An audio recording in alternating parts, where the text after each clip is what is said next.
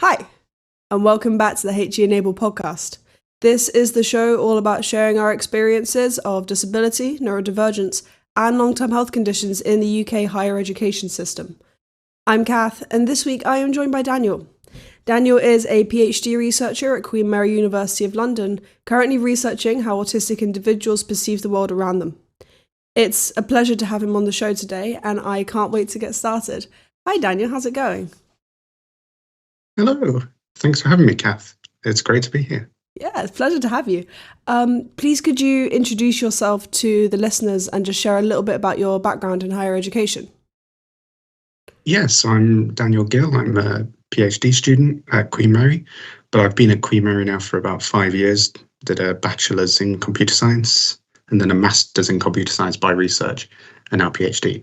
So I have a lot of experience at one very specific university.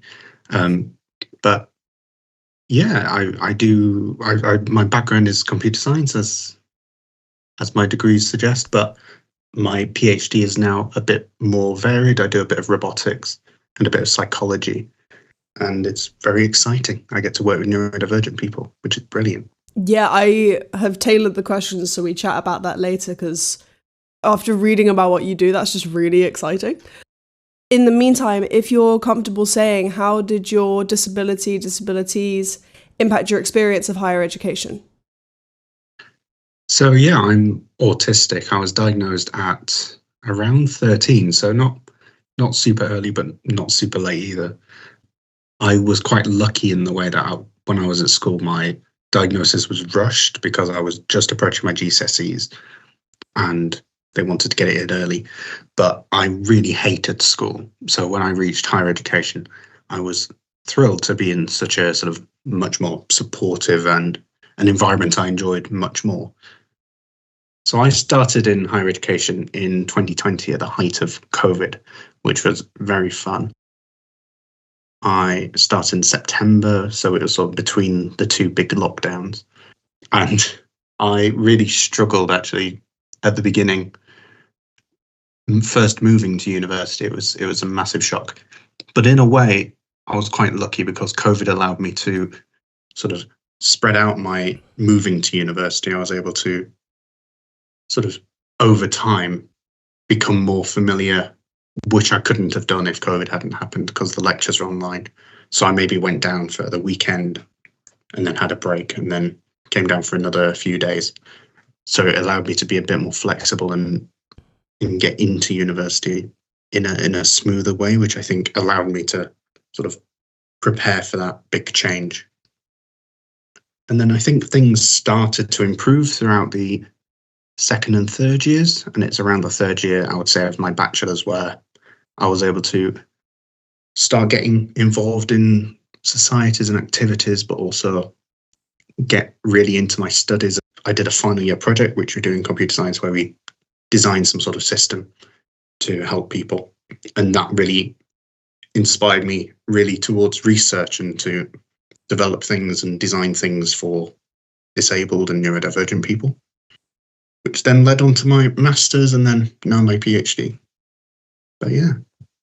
I remember you mentioning, because you sent me a bio with kind of everything that I wanted to know, which was very extensive and very useful. Thank you.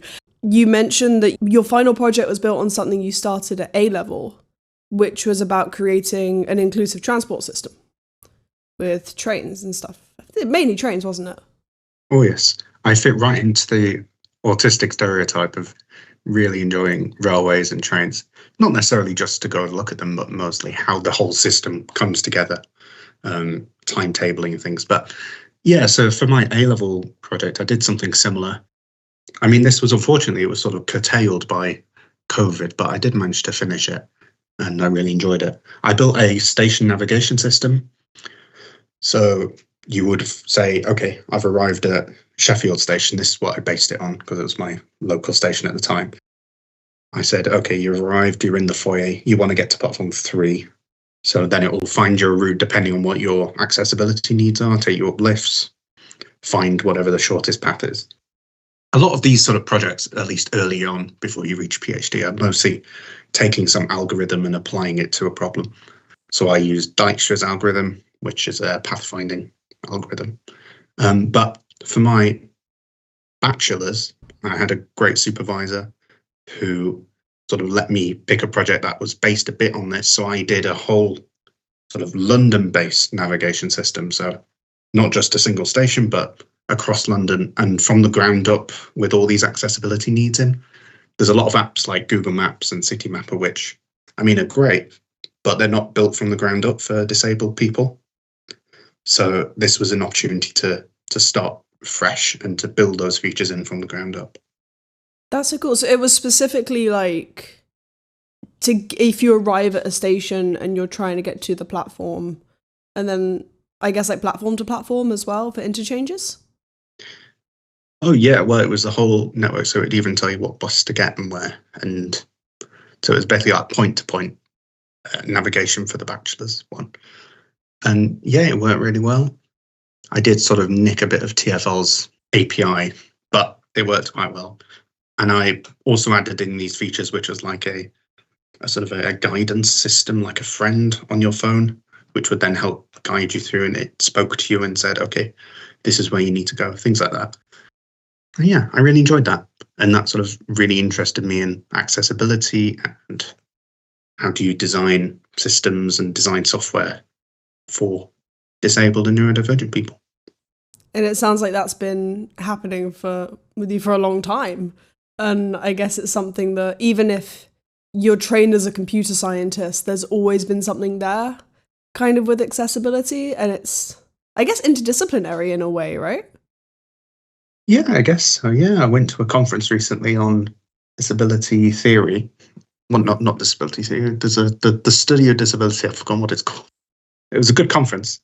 A lot of places just call themselves disability studies. Yeah. Like Leeds has the Disability Studies Centre and Conference. It's like, couldn't tell you what the actual field of study is, but these departments think it's fine. So yeah. It's probably fine. If anything, what we're doing is we're putting it in layman's terms and we're making it more accessible. It doesn't matter if we don't know the term to begin with. Yeah, absolutely. But yeah, no, I think it's great to include all that and especially apply it to computer science. I think that's a great thing with computer science. As soon as you have those skills with programming or all the computer sciencey skills, then you can actually build things that help people as well.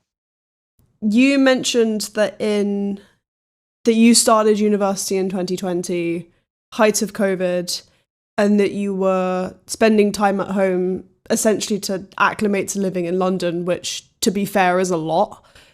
What was that experience like for you starting uni when you did? Well, yeah, it was really tough. So I initially went down thinking, okay, I'll move to London, I'll stay there. And I found that sort of that first week, the welcome week in 2020 in September, that was extremely tough. I think I was the lowest I'd ever been in my life. And that was, yeah, I struggled to access support from the university, maybe because it was all online. There wasn't really anyone on campus. And yeah, and I just really struggled. I think to a certain extent, this is what everyone feels when they move to a new place. So I don't feel it was anything different. But I think the sort of culmination of the fact that it was COVID, there was nothing happening in person. It didn't feel there was any real need to be there. But also the autistic side of, oh, this is a huge change. I cannot handle this. I think that really just was a wildfire in a way. And yeah, wasn't brilliant. But I was able to, as I say, to sort of start moving to London really slowly. And I took a few days. I came down on the train, so I spent a lot on train tickets. So I'm bringing it back to trains now. But as you should. as we should. But yeah, so I came down for a few days, and it was okay in a way. It was also quite lonely because I wasn't socializing with anyone. Even when I was down in London, there wasn't much going on. But it was only really until later in the degree itself that things actually started to be a bit more less lonely, I guess. The only big benefit I can see from being on essentially an empty campus, with no social contact, completely alone, which kind of, sucks when humans are social creatures. no matter how much you might like, people might necessarily not like socializing, we do need it. But did it help you to acclimate with essentially an empty campus? And like, do you find that helped you get used to the location as well? I think so, to a certain extent, yeah. There wasn't much use of all the sort of facilities and the rooms throughout that degree. It was all the lectures, for example, were online, so it didn't feel like I was getting into university. It felt like I was sort of just, and especially because it was the first year of a computer science degree, and I'd done A-level computer science, which is not necessarily a requirement for degree level computer science. So there was some people who had a lot less experience than I did. So that first year probably felt quite easy to me in a way. So it didn't feel like I was really doing much. I didn't feel like I was engaged in university. But it was, I guess, nice in a way to be on the campus and to be in London as well, and to go on the trains. There's a lot of trains in London. Especially near Queen Mary, because you have the Central Line, District Line, Hammersmith and City from Mile End.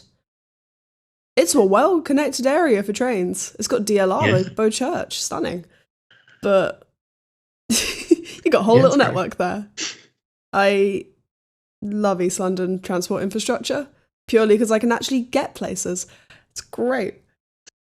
We're kind of ping-ponging around the intro a little bit, which is great. I'm loving it. But I want to make sure that we get all the surface level stuff, but we also go deeper.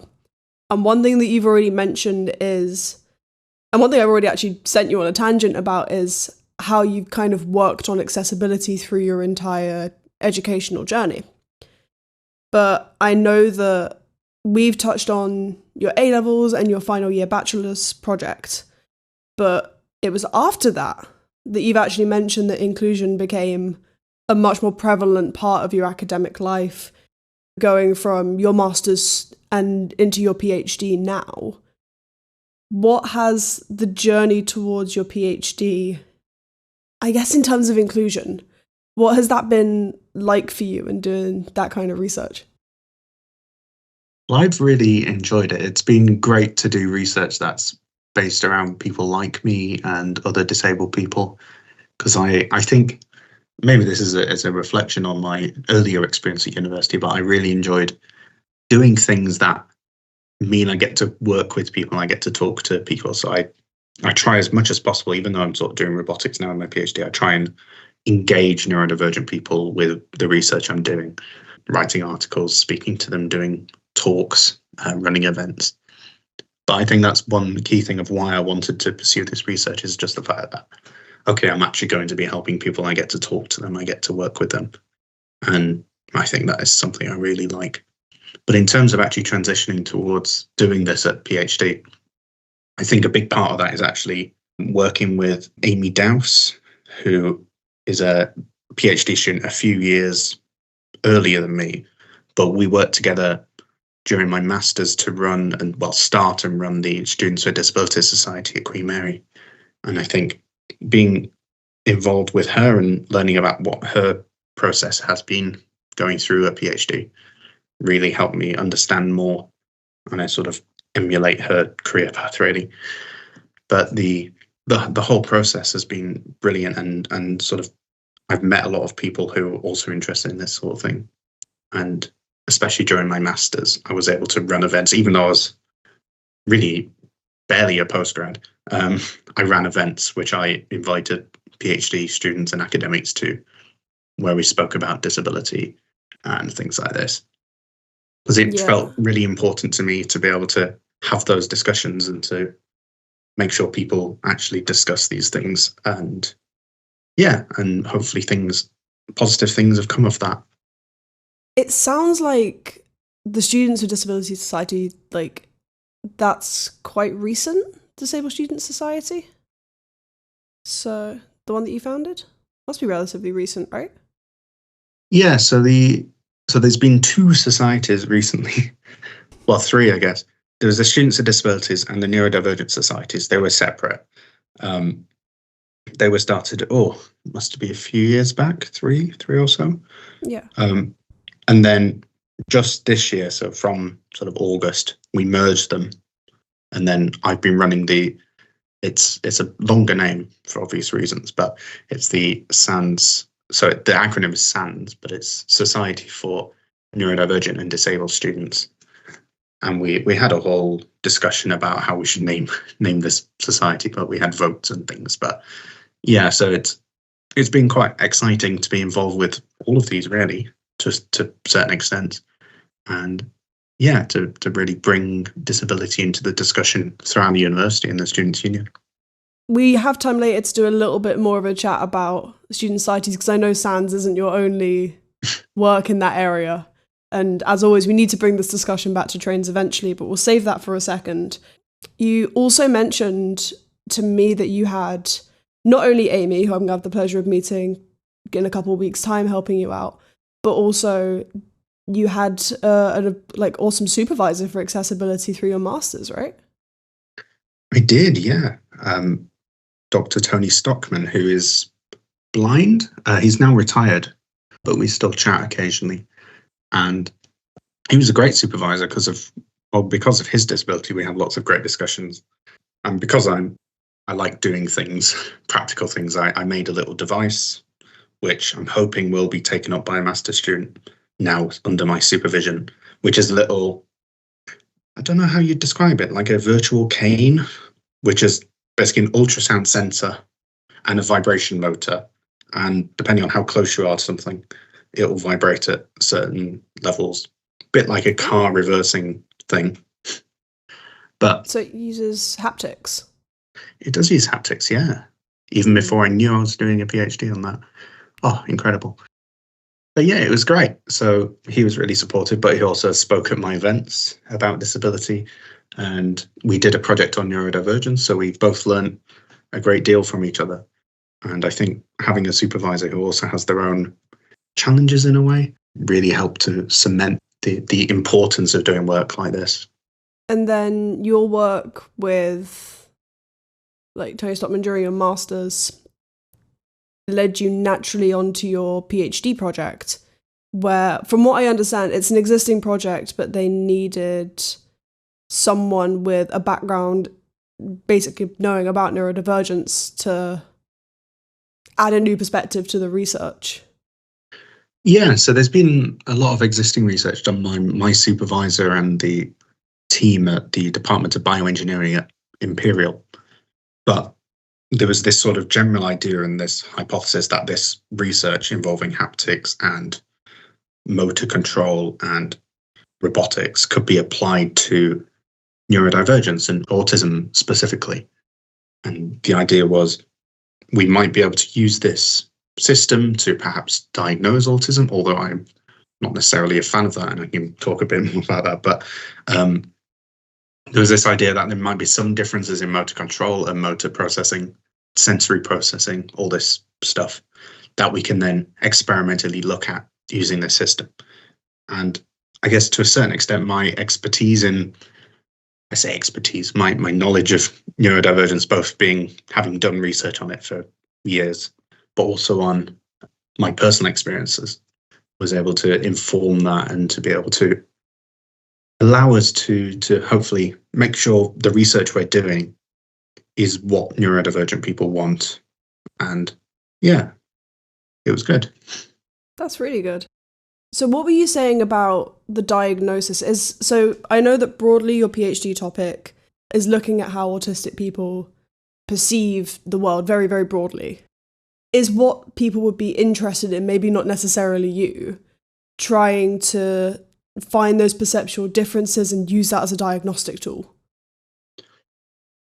Yeah, so I think when I first applied to this project, the diagnostic tool was sort of the far off goal. We first want to use this technology, this robotics, and I think it will be difficult to get across to the listeners what this robot looks like, but I can try my best. It's like a handle that you put your arm on and rotate your wrist. And the idea is they're doing a task on a screen in front of them using this handle, a bit like a joystick, I guess, in a way. And they're performing this task, and we want to see if there's any differences in specific metrics in performance with autistic people. And the idea was, when I applied to this project, okay, if we find some differences, maybe that can provide a quantitative way of doing an autistic diagnosis. As you know, and your listeners will know, it's actually quite difficult to do a diagnosis. The waiting lists are huge. That's why I don't have one. Yes. Yep. So I think it's a noble idea as to, okay, can we use a robot to maybe do this quicker, or can it be done more efficiently, or can it be more accurate? But I was hesitant, I must say, around this as a final goal. I think there's definitely scope to using technology in diagnosis. But one of the first things I wanted to do as part of this PhD was to do some focus groups and talk to neurodivergent people and see, okay, do you want this sort of technology or any sort of technology in diagnosis? So I ran some focus groups with 9 participants. I won't talk too much about this because we're hoping to publish it. But the idea, we spoke about different technologies and what their experience of diagnosis was. And there was some good arguments made by the participants. Things like MRI is probably a really bad idea because it's noisy and there's so much things. You have to go in a special room. You have to sit in a little cylinder. And it goes, whee, and it makes noises. Yeah. I'm no medically person, really. But the participants really came up with some great suggestions and expressed their thoughts fantastically. And there was some technology they were quite happy with, maybe making an interface gamified in a way, or maybe making it a bit more exciting or entertaining. That might help in diagnosis, but there was a general dislike towards any technology, especially technology they didn't feel they could understand why you were doing it. Like, there was technology which was like gait analysis, where you look at how you're walking in a certain pattern. And there are researchers suggest that there are differences in autistic people in how you walk and how that works. But the actual participants, the focus group attendees, really didn't like it because they couldn't see it for themselves. It was not something they could relate to, really. And I guess stuff like gait can be easily confounded if you have any injuries or, just a little bit of pain or just a physiological difference. So it would be hard to control for everything, and it would require more tests anyway. So would it just become a redundancy? Quite possibly, yeah. I'm no expert in gait analysis, but yeah, you could definitely argue that it's really not supportive of people who have multiple disabilities. It's not great. But that was the opinion of the participants. But yeah, so I mostly used this focus group as an argument to my supervision team to say, okay, this is great research. People are really keen. I spoke to them about the research and they loved the robotics. We had an in-person focus group where people come and play with the robots and stuff. They really enjoyed it. Invite me next time. That sounds sick. You can come and participate if you want. We're looking for participants. There you go. But the idea was that people really enjoyed the robotics. They found this, okay, we could learn a lot. This would be great. But the final goal of having this as diagnostic technology may not be the best option. And I use this sort of as evidence to give to my supervision panel to say, okay, this is great research, but we should maybe not have this as the final aim unless we do more work with neurodivergent people to make it safe and useful and they understand what we're doing, things like that. And it's also because you mentioned earlier, the waiting lists are so long for NHS, and going private can be incredibly expensive.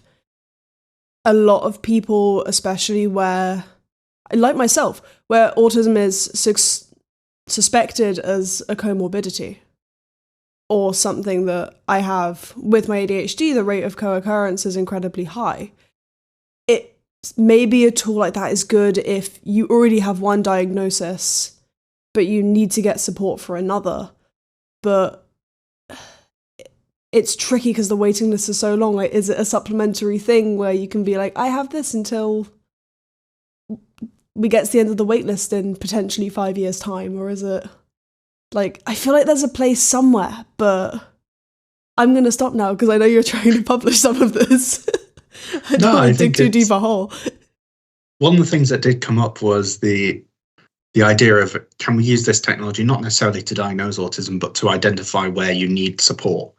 So if we could do this robotic system and we find that, okay, you might struggle with motor control in this domain or in this metric, can we do something to help with that? And one of the suggestions from the participants was maybe we can use this to train in some way, like improve motor skills, whether that's we're capable of that, or whether that's something neurodivergent people want. But can we do this to improve things, or can we do this to help with other more menial activities? So I think there's lots of scope for how this is useful, but I think we should definitely work with neurodivergent people, and this is what I sort of advocate for throughout my research as well, running different groups and events.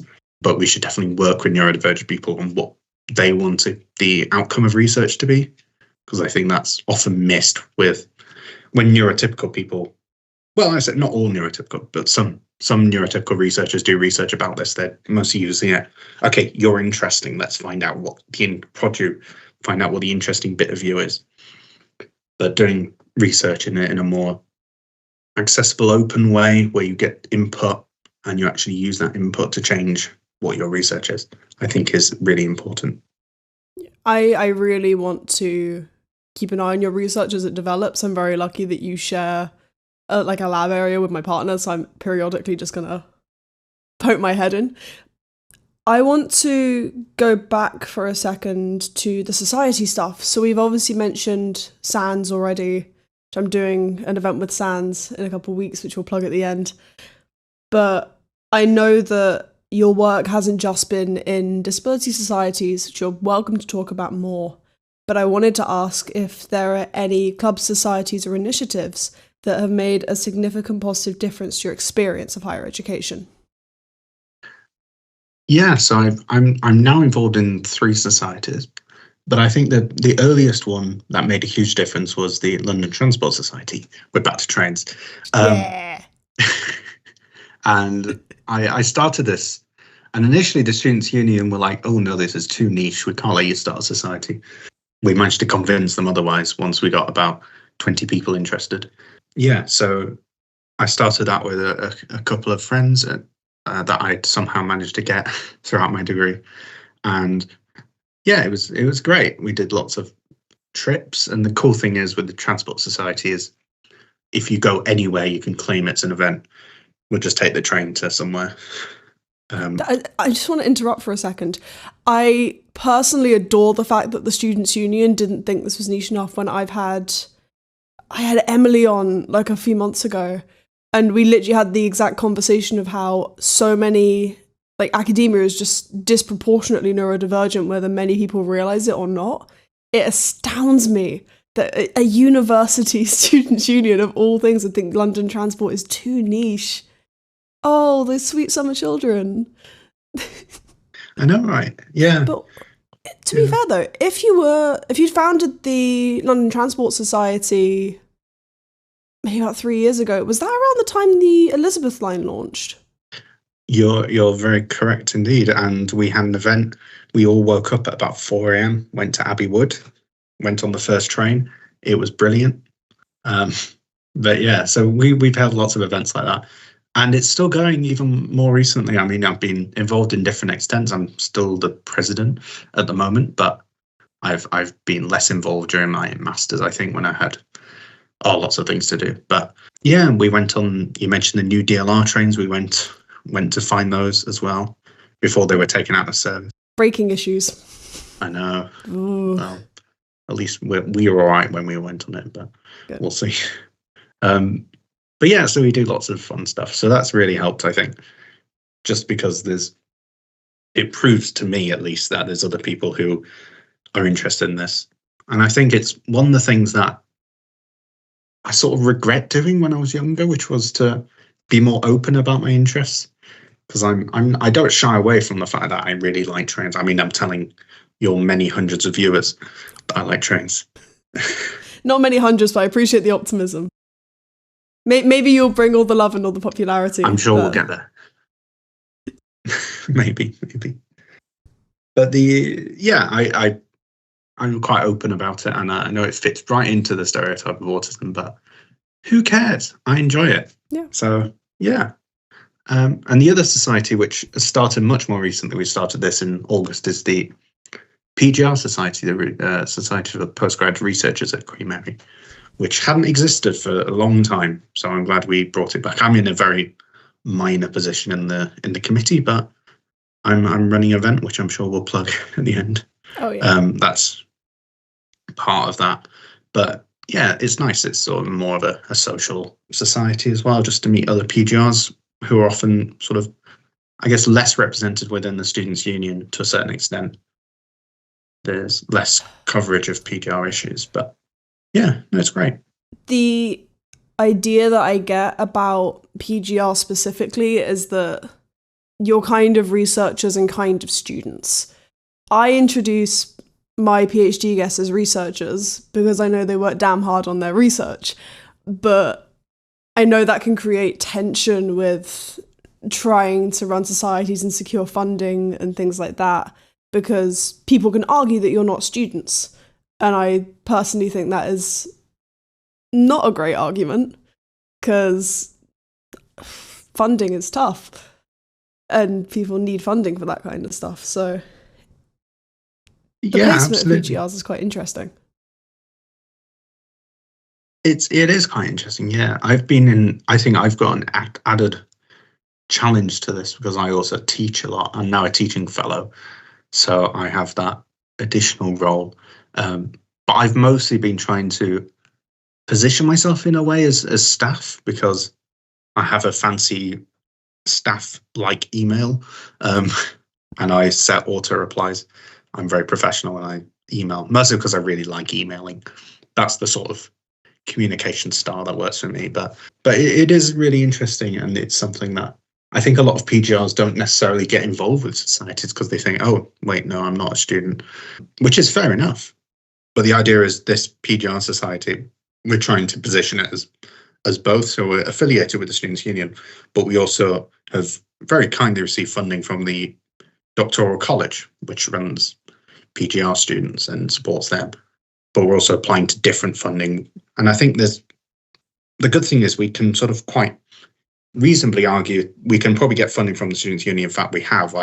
This is my event, which as we'll discuss at the end, but that's got some funding from the Students' Union, but we've also got funding from the actual university itself. So I think hopefully we'll see some positive change through there. Good. And as long as we provide lunch, the numbers attending seems to be okay. I am excited for free lunch.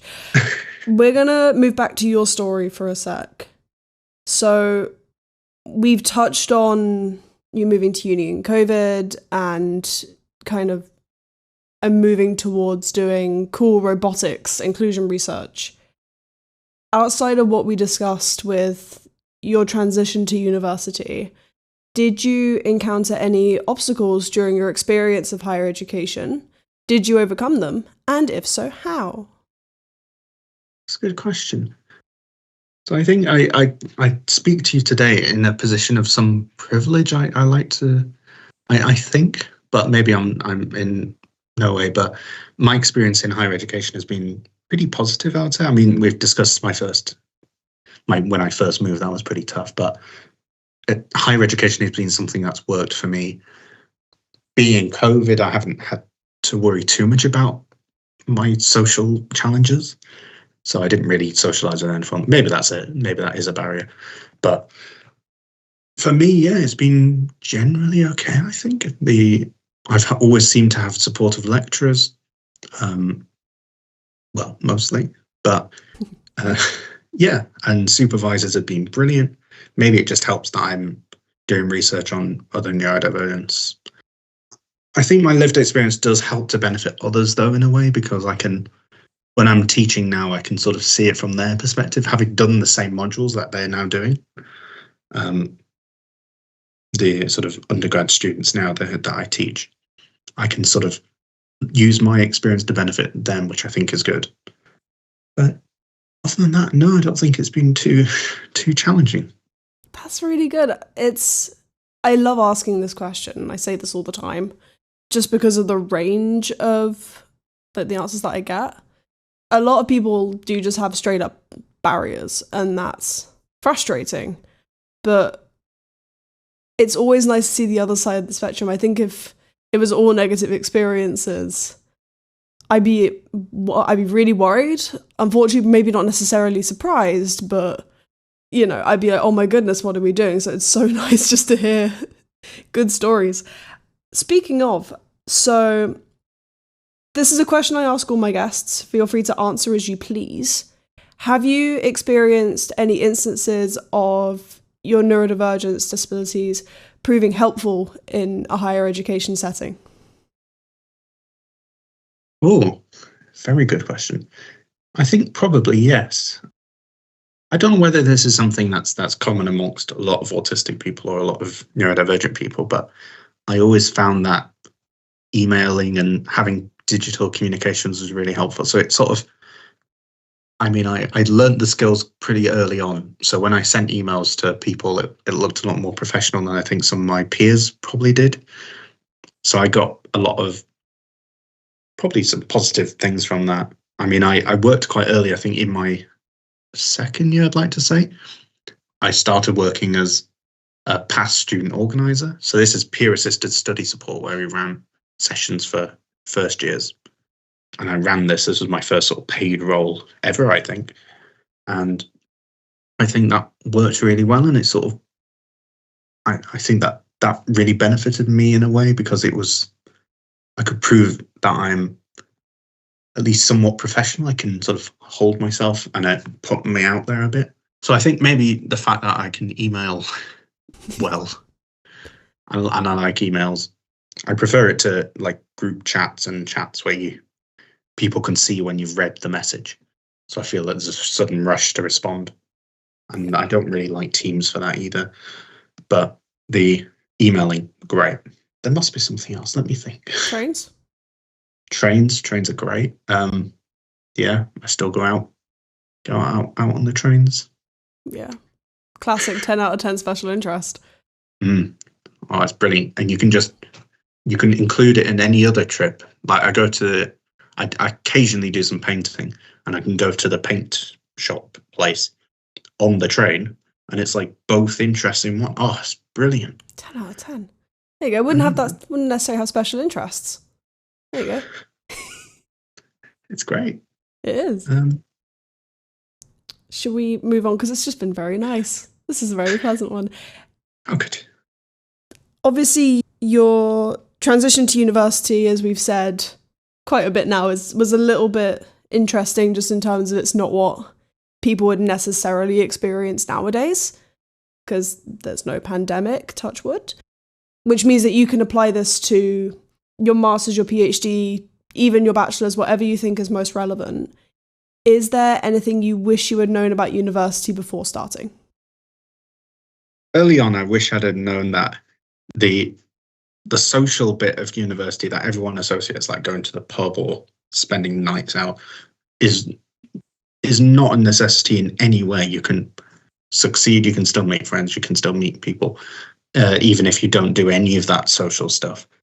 And I think that is something I wish my younger self would have known, because it felt because that was something I would have really struggled with if COVID hadn't happened, is the socializing aspect. The degree was great. I could do that.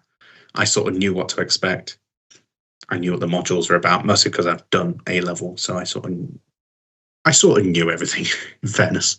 I was quite a good student in that way until I reached the third year. But anyway, it was not necessary in any way for me to go and do the socializing. I didn't feel, at least later on, that was something I was missing out on.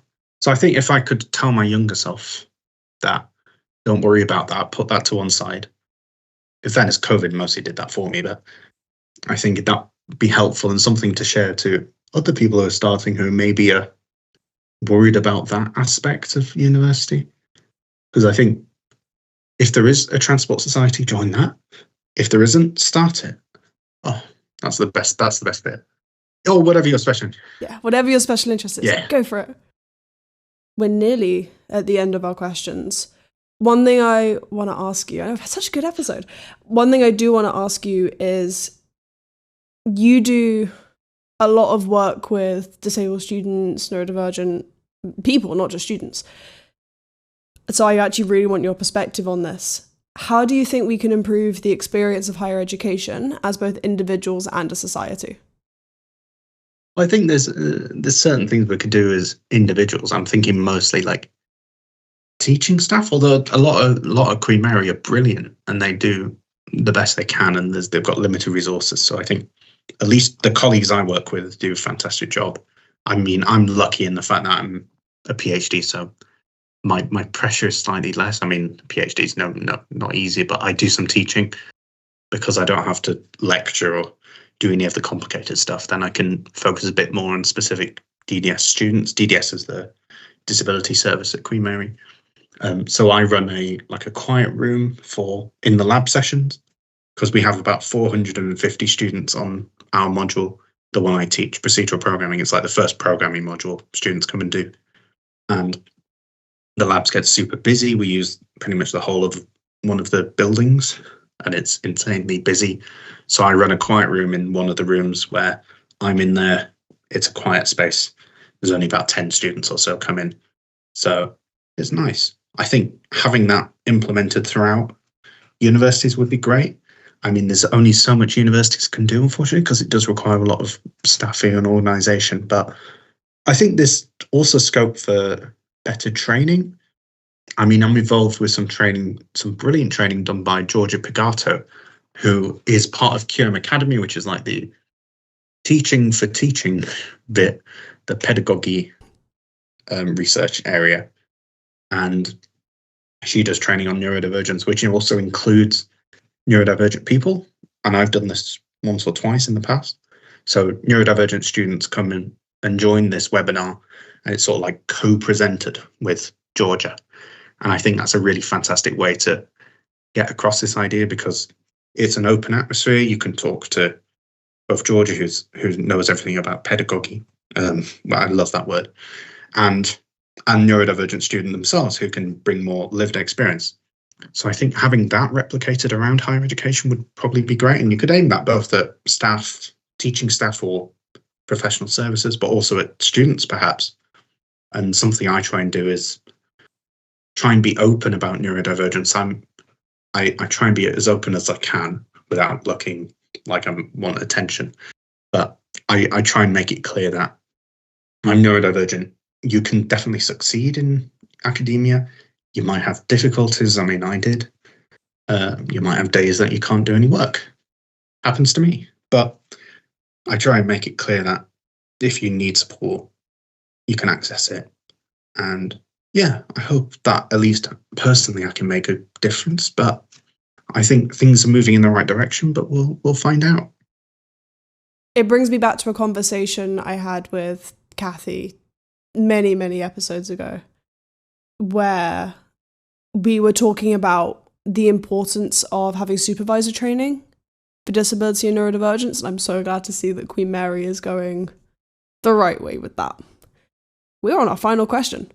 So we have spoken a lot about your story today, ranging again, A-level to doctorate level to so obviously what you're doing right now. If we were to take everything that we've spoken about, what is one key takeaway that you would like listeners to remember from your story? I think one of the key takeaways that we've discussed quite a bit is the neurodivergent people should be included both in terms of research, which is mostly where my focus is now, but also within teaching and how we teach. And I think throughout university, if we have representatives who are neurodivergent, maybe they're in a society, maybe not, that can come and talk about their experiences and impart their knowledge and say, okay, this is how we should teach and this is how we should do research. I think that is something that's really important. And I'm sure your listeners are already doing this because they're brilliant. But if we can convince universities to make this a regular thing and to say, okay, we want neurodivergent people included wherever they can be useful to get their thoughts, maybe as leadership positions, or they could be involved in teaching in a way. I think that would benefit a lot. I say neurodivergent, that's just because of my experience, but I think this would apply to all disabilities as well. And say, oh, we should include wheelchair users when we're designing new rooms. No, that's great. Even if my listeners are, well, they are wonderful. Even if they're not doing it, there's always learning opportunities. Listen to these people who do cool things and you'll learn. Last thing, I did say it was the last question, but you have an event coming up. Would you like to plug it? Why not, since I've got the opportunity? So yeah, on the 4th of December, 11 till 2, we're hosting a few PGR students to come and talk about their experiences or their research, but they're all PGR students who have either a disability or a neurodivergent condition, or both. And I'm looking forward to it. And I'll be there. I think Kath will be there. Amy, who was mentioned. Oh, yeah. Well, I'm technically not a PGR, but I think we're going to make it work. We'll make it work. Well, you've done a research master's, I think. I did. It's technically a taught master's. MPhil is taught with a large research component. Oh, that'll do. Yeah. Yeah, it'd be fine. I did undergraduate research. We'll make it work. I did a master's in computer science by research, which confuses everyone because they think it's a research master's, but it wasn't. It was taught as well. But it was so researchy, then I think it's valid. But yeah, we also have an MRes student as well. So that's also in that weird gap. But yeah, it'll be brilliant. And we'll have cakes for those in person, but you can also join online. And it is running 11 till 2, but we're going to have an hour at the beginning with a couple of talks, then a break for lunch with cakes. Not like a proper lunch, we couldn't get all that funding, but some cakes and coffee and stuff. And then there'll be like another hour of talks. But if any of the listeners who are interested, they can just come for part of this, whatever works for them, really. And yeah, should be great. It'll also be hybrid. I will put a link to the sign-up page in the description of the episode. Oh, excellent. Thank you. So good. Right. That's the end of our questions, Daniel. Fantastic. Let me just wrap up and then we can call it a day. So the HE Enabled podcast is the show dedicated to sharing the experiences of disability, neurodivergence and long-term health conditions in the UK higher education system. If you are interested in coming on, I am still booking guests for December. Please get in touch at henabled@gmail.com. The email is in the description of the show. I also have a Patreon now, so that will be at the bottom of the link tree if you are interested in checking that out. Cool. Dan, thank you so much. Thank you.